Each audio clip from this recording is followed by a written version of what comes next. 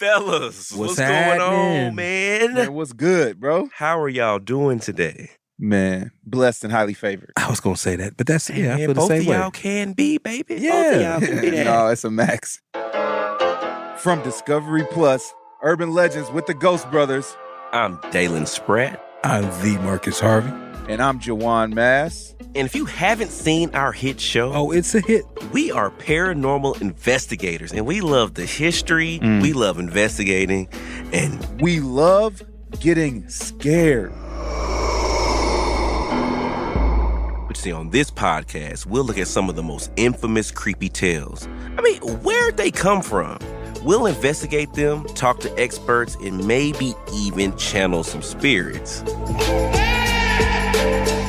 This episode, we're going to hear all about how all over the country, people are hearing sounds of crying babies under bridges. I mean, Crybaby Bridges. Y'all heard of it? This stuff is happening all over. I mean, it's even in your home state, D. Spratt. And Maryland, Ohio. I mean, it's all over the place. People are hearing babies and even hearing the cries of dead mothers haunting these towns. In this episode, we're going to get to the bottom of these crybaby bridges. And without hopefully getting haunted by any crying babies. Because I'm going to be honest, I still haven't figured out how to silence a crying baby. It's just a mystery that I'm still trying to dive into. But I got two fathers with me, so they're going to help me out.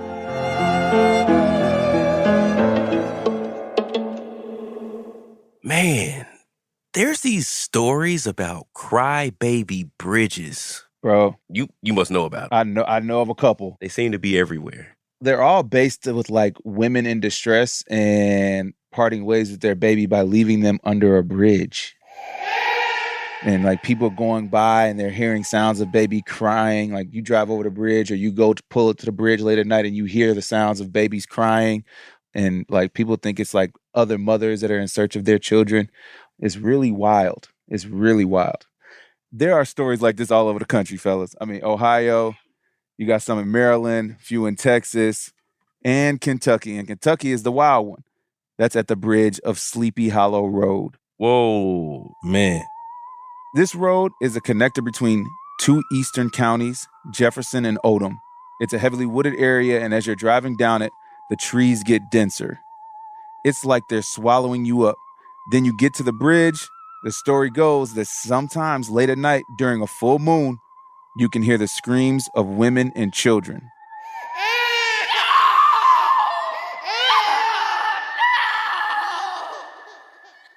Wait. Why are there screams of women and children? Bro, they're the spirits of the mothers who back in the day, like going back hundreds of years, would throw their babies into the creek below the bridge to drown. So this is multiple. Yeah, this is like a thing at Sleepy Hollow Road. Yeah. So I mean, that's really dark if you think about it. Like something could be actually drawing those people to doing that too. If you think about it, if it's multiple. It's just a lot of energy surrounding that particular haunting. You know what? I've heard one called the Screaming Bridge of Maud Hughes Road. Maud Hughes. Yeah, right? Maud. Right. So it's in Liberty Township, Ohio. And they said that this bridge is well over 150 years old. And what's crazy about this, they say the story goes, a boyfriend and a girlfriend were arguing. Okay. No story starts off like that and ends good. Never. So they're driving, right? They're arguing. They pull over. The girlfriend falls off the bridge railing and dies. So, okay, I know what you're thinking. Maybe she got pushed, or maybe she accidentally fell. Nobody really truly knows. And another part of the story that people say is that the couple's car broke down, and then the boyfriend decided to go walk into town for help, left her there. And when he gets back, he finds his girlfriend hanging by her neck. Yeah. That ain't took it, a wild turn. It did. I know you thought it was gonna be something chivalrous. Yeah, or They had a picnic or something. I Like, didn't know he was gonna come back to a lynching. You know what? And the craziest thing, I know I keep saying something's crazy, but this one is wild.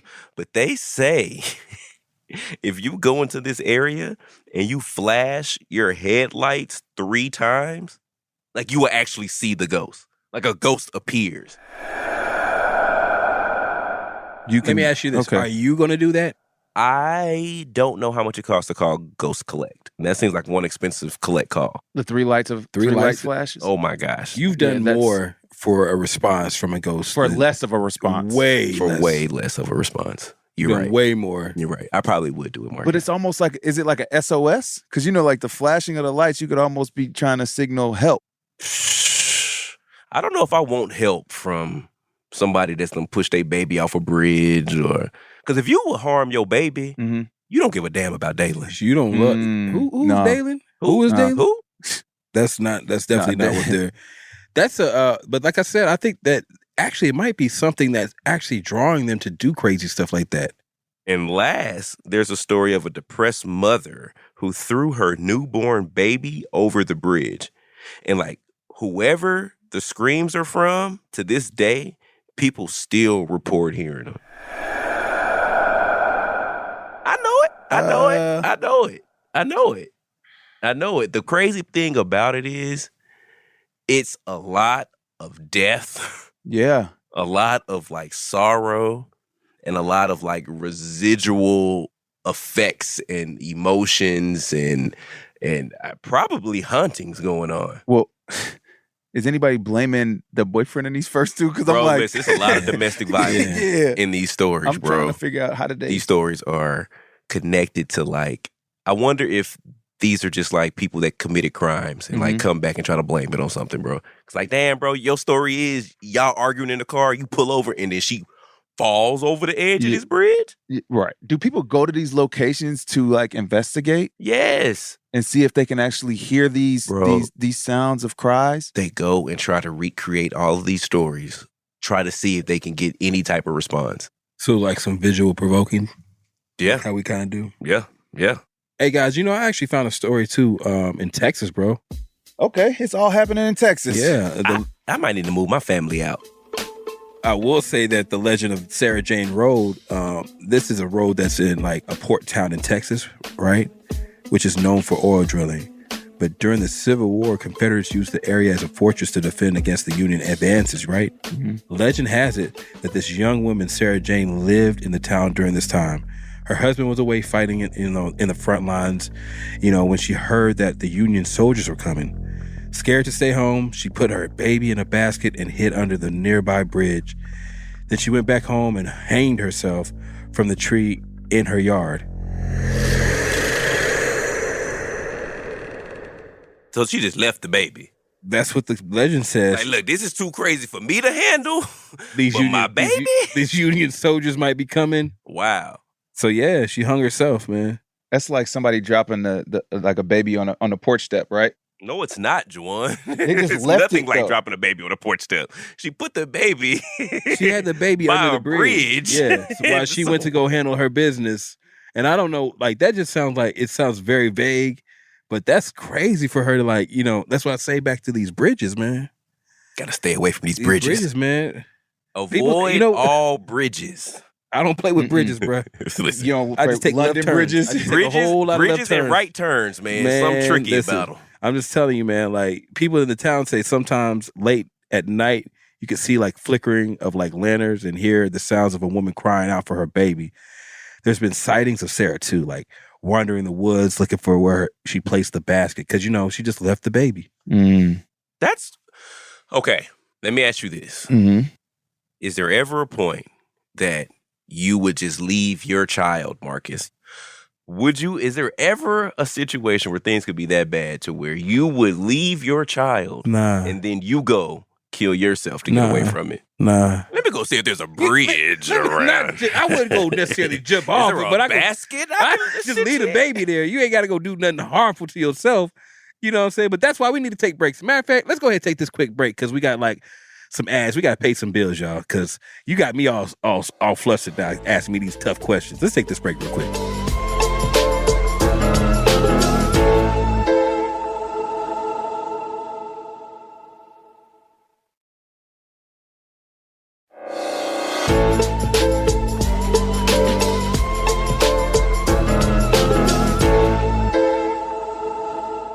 Hey, what's going on, family? This is Urban Legends with the Ghost Brothers. And today we're talking about the mystery of Crybaby Bridges. That got Dalen thinking of a scary story of his own. Yo, Dalen, what you got for us, bro? When it comes to these scary stories and these urban legends, it's always the ones in these country towns that just scare me the most. They just hit a little different. Like there's something about being out there isolated with like no city lights. I mean, it just makes everything darker, like pitch black. I can definitely see that. You remember I told y'all that my grandmother lives in this small town in West Texas called McCamey, right? Yeah. Oh, that's where you had your first experience, wasn't it? Exactly, man. This tiny town has about like 4,000 people. One time, I'll never forget, I had to be about 15 or 16. Mm-hmm. And bro, literally the craziest thing ever happened to me. So my cousin had taken us out on the edge of town, right, to these train tracks. Kids are not supposed to play on railroad tracks at all. And in McCamey, Texas, this is especially true. See, the legend has it that back in the day, there was a school bus full of kids, right? And the bus got stuck on the train tracks. But the bus driver literally could not get the bus going. And a train came down the train tracks and it literally wiped out the bus. It killed every person, child, bus driver, like everybody. No survivors. Killed. No survivors. Okay. So now they say if you put your car on the railroad tracks, you're stupid. And you shift it into neutral, like the car will literally start rolling out the way. Oh, okay. The story goes that it's the spirit of the dead children trying to push you out the train's way, trying to like save your life. That's deep. So that's the story, right? That's deep. So look, so now me and my cousins, right? Mm-hmm. He brings us out to these tracks with some of our friends, and we were going off the directions. Somebody had just scribbled on this raggedy piece of paper. Like we could barely even read the directions. So we're driving around late at night just looking for these railroad tracks. And finally, right before we was about to give up and head home, man, we stumbled upon them, right? And you could tell it's been like this railroad ain't been in use in forever. It's all got rocks on it, like weeds all growing through the tracks in the wood and stuff. So look, our friend parked his truck on the tracks and he puts the truck in neutral and we just sat there. And then, bro, sure as the night is black, about 5 minutes into sitting there, the truck starts to roll. Bro, listen, man, we all yelled, Shut your mouth. We started hitting my boy. We was like, bro, we just knew that it was him making the car move, bro. Like, it had to be. Like, it had to be, right? Right. That's crazy. Everybody's laughing, man, right? Dude had to be playing, man. We pull up to the gas station, right? Because my homeboy wanted to get something to drink. We pull up to the gas station. Everyone hops out the car. I'm the last one to get out the back of the truck, right? Mm-hmm. I step out. I walk to the back of the truck to throw away my trash. And as I'm throwing away the trash, I look to the bottom bed of the truck, right? Mm-hmm. And right above the bumper in the dust was literally like 4 or 5 little kid fingerprints. Shut your mouth, bro. Was Heck, it? no. Wait a second. That could have been the kids from the train tracks. Dun, dun, dun. Hold on. Hey, what's up, y'all? We got a guest coming up who's going to get into the history of Crybaby Bridges and all the stories across the country. But first, it's one of my favorite parts of the show, where we hear your scary stories. Even though we're talking a lot about Crybaby Bridges today, we're open to all creepy baby content. So I got a good one for you. It's a crazy one from Scott Fithen. So when I was maybe 8 or 9 years old, I lived in a suburban area out on a farm, basically. And my parents had gone over to the neighbor's house. They typically would go there and socialize, drink wine, things like that. I'm an only child, so I would stay home. So I'm in my room, got this really weird feeling, and decide to look down the hallway and suddenly saw this baby crawling towards me from the hallway into my room. As old as I am now, I remember every of these details, and I'm actually getting goosebumps telling you this story. Now, the baby itself didn't look creepy. It wasn't like a zombie baby or anything like that, glowing eyes. It looked like a very normal kid.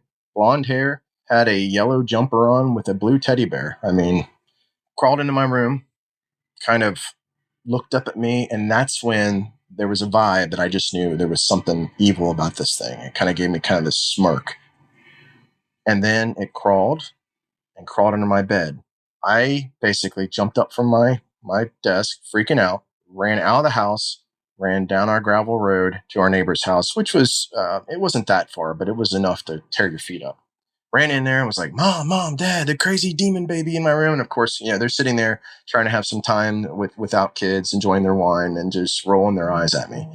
Now, I don't know if it was, young imagination, hormones, who knows. But even to this day, I still get creeped out about it.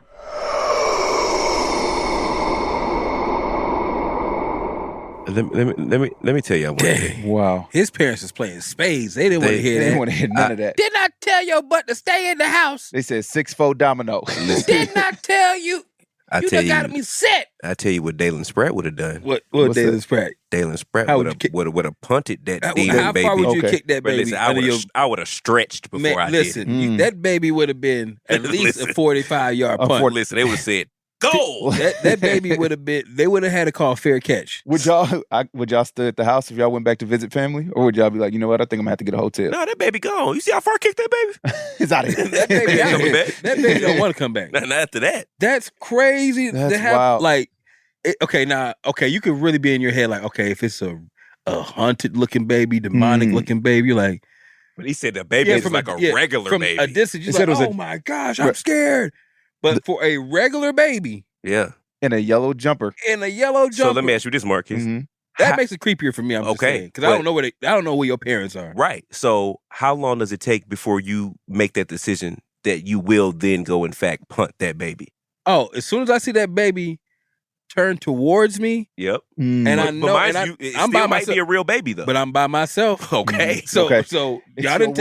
Mama, the babies. Mommy, you didn't tell me there was gonna be a baby. Do not in leave any unattended babies. You didn't tell me Rhonda was gonna leave her baby here, and I just took a nap, and now the baby woke up from the same nap and crawled out of here looking for Rhonda, and now I punted this baby. Damn. Mom, I'm sorry. You didn't tell me that the baby's gonna still be here. So it's safe to say, living or not, just don't leave any unattended babies around. Don't leave no. Well, now you can.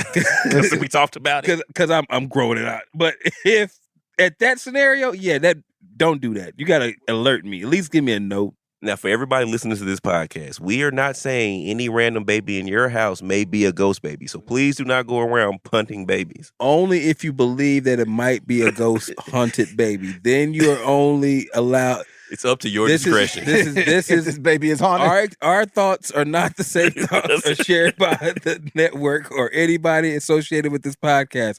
We're just giving you clues on what happens with a ghost baby. This is not an investigation technique. This is not a real life technique. I love my children. You know what, guys?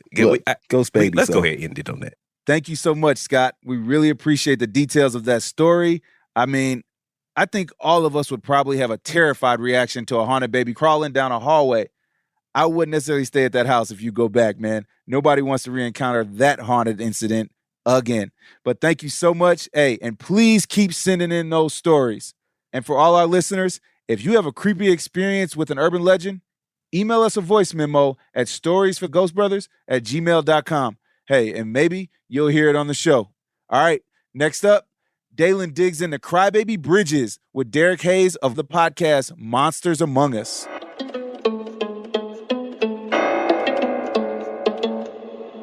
These stories and legends around Crybaby Bridges are kind of hard to figure out because there's so many of them.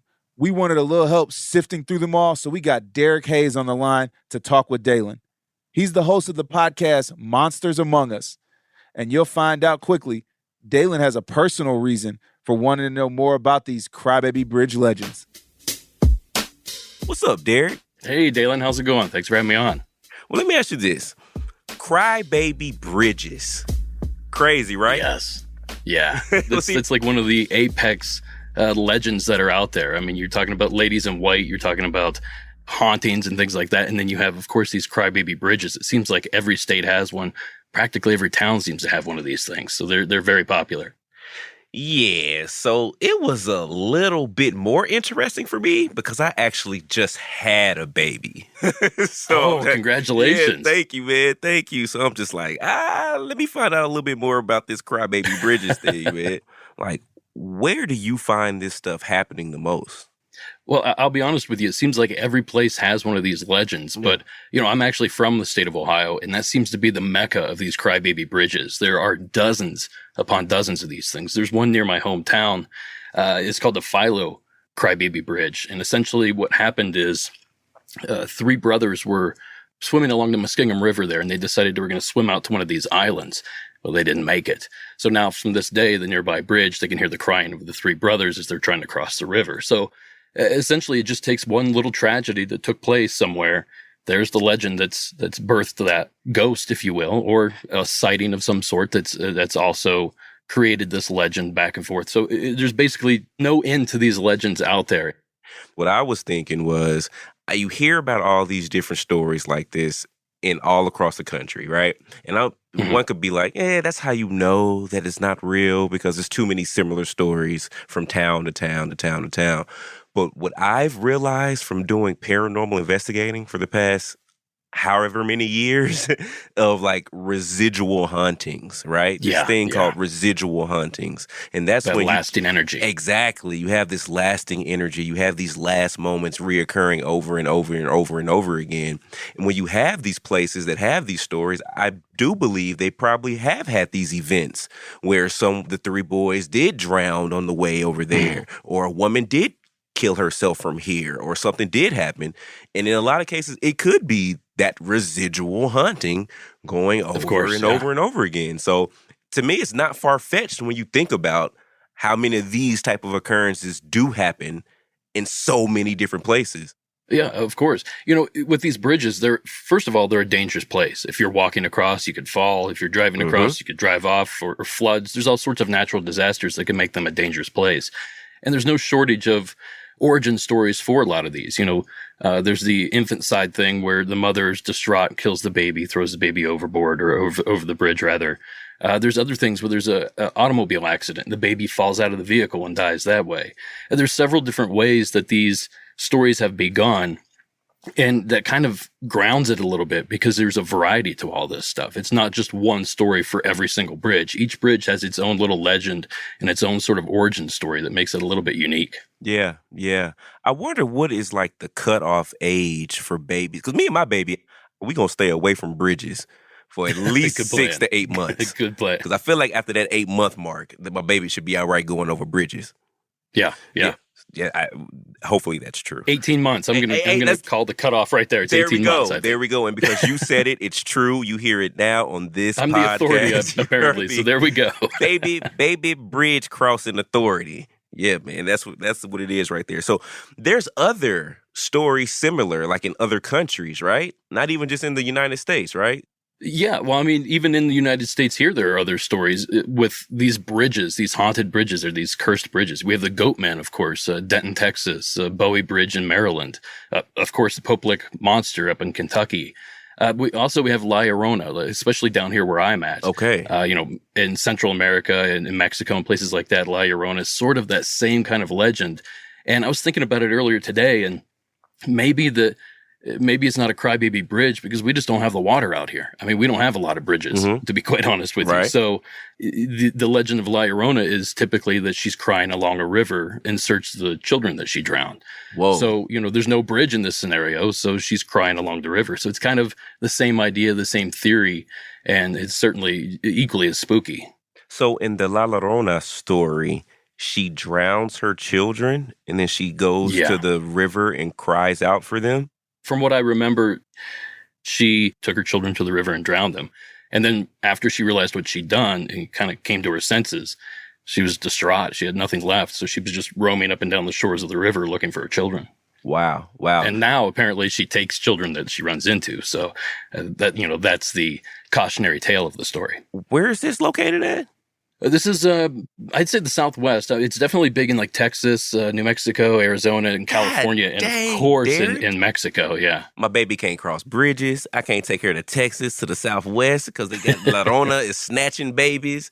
That's wild. You're in Georgia, is that right? Yeah. She don't come to Georgia. She don't cross that borderline, does she? Are you anywhere near Columbus by chance? I'm in Atlanta. I'm in hot Atlanta. Okay. Because Columbus has its own Crybaby Bridge story that's pretty interesting. What is that one? Essentially, what took place was there was a farmer and his wife, and they had 4 kids, and I guess she became pregnant again, and he was done. He wasn't having a 5th. So he made a deal with the doctor that when the baby was born, the doctor would take care of it. Whoa. So essentially, when the doctor delivered the baby, took it straight to this bridge and just tossed it off. What? And so essentially now there's this legend that outside of Columbus, Georgia, that this baby cries when you drive over the bridge. See, these stories are crazy, man. I'm telling you. I believe them. And I'm going to tell you why I really, really believe you. Even before Ghost Brothers and me doing Ghost Brothers, man, and dealing with the paranormal, I was young. And everything seems to happen in my grandmother's house in this small West Texas town of McCamey. But she used to tell us this story when we were little about there was this old church, right? This old decrepit church. It used to be the black church back in the day. She said that a guy killed his family, his wife and kids, in some kind of way, got away with it. And they said that he would walk to the church every day and ask God to forgive him and allow him to just keep on living. And they said one day he passed away, but the legend was his spirit kept every night walks back to this church to ask for forgiveness. My grandmama used to always tell us this, man, and I thought she was bull crapping me. I really did. One night, me and my friends, it was around 11 o'clock, we walked down to this church, and like some kids, man, like a black cat walked in front of us, so we got spooked and ran, right? Yeah. Got courage, came back. Something else funny happened, a little superstitious thing happened. We ran, and we got our courage and came back. And I promise you, hand to God, man, we got in front of this church, this old, decrepit church. No one goes in it, out of it, anything, man. I had my back to the doors. I was looking at my friend who was looking at the church, and his eyes just got wide open. He had picked up a little pebble off the ground, like something the size of a rock you would find in your shoe, and threw it at the church. I promise you, Derek, the doors of the church, they had these 2 big wooden doors. They opened up at the same time. No kidding. It was like 6 of us out there. By the time we sat there and watched, nobody could move. You know, at some point, if somebody was opening doors, you would see them standing in the middle, opening 2 sets of doors. Nobody was standing there. Wow. And that pebble didn't open the door. There's no way, right? A little, you will find it in your shoe. Derek, I have never to this day gone back to that church, and that's why I believe stories like this, man, because I know what I saw that day. Well, you know, there's even more to that. There's a bit of clout to all this, too. There are legends outlasting centuries about ghosts being unable to cross water and, you know, being deflected by moving water, those sorts of things. Actually, it's not even legends. There are people that actually, groups of people that actually took that information and took those beliefs and took them to the next level, like the Utes out of Utah, the Native American tribe. Whenever they would kill an enemy, they would bury them under the water so that they couldn't come back. The water basically trapped them in. So there's all sorts of these legends out there, these stories, these, I guess, rules that ghosts can't really navigate around water. Like it's some sort of barrier for them. So that's certainly something that lends clout to all this. Yeah, that's interesting. So what about some of these, you talked about La Llorona. What about some of these Victorian era stories? Do you know any of those that kind of fall in the same lane of that? Sort of. I mean, we have these ladies in white, right? These stories of women that are essentially wearing a white flowing robe walking along the sides of roads or stagecoach lines or places like that. Like one of the most popular one would probably be Resurrection Mary just outside of Chicago. Now, the story of her is that she reportedly went to some sort of dance or something in I want to say the 1920s or 30s. And as she was leaving, she kind of was being courted by this guy. And there are multiple different stories. She was either killed in an automobile accident, he killed her. There's a bunch of different stories. But essentially, she ended up dying. So now people that go through that stretch of road, they see Resurrection Mary, walking along the roadway that way. So, there's all sorts of these crazy people in white, or it's usually women in white stories. There's one local here that it's out in the desert where this woman was traveling in the 1860s. She was on her way to San Francisco, and on her way there, she actually died in one of these stagecoaches. And they went through her stuff and found a wedding dress and ended up burying her in this dress. So now she comes back, wearing white. So yeah, these stories persist, man. They're out there. Well, yeah, Derek, man, I appreciate you coming in and sharing your stories with us, man. Like, it makes me want to go state to state and find out what that Crybaby Bridge story is, man, and to try it out and see. That's the fun thing, and that's sort of how I discovered all these in the first place. Part of my show, I do hometown legends, where people just call in and talk about legends from their hometowns. And these Crybaby Bridge stories just were persistent over and over and over, to the point where we've collected a handful of these experiences, and I've learned about so many of them. I had no idea there were so many. I had no clue. So that's just the tip of the iceberg with these hometown legends. Do some research on your own hometown. Everybody out there listening, I guarantee you there's some sort of story out there that's very similar to this right down the road from you. Right. So where are you originally from? I'm from Southeast Ohio, between Pittsburgh and Columbus, but I live just outside of LA right now. I've been out here for years. Got you. And now, out of all the stories that you've heard, did you have your favorite Crybaby Bridge version of a story? Oh, my favorite. This is one of the eeriest stories, and I don't know if you could really call it a Crybaby Bridge, but I'm going to for this instance. And we've already established that you are an authority. That's right. I can do whatever I want at this point, Greg. Right. So this essentially took place in Northwest Ohio back in the 30s, 1840s, a long time ago.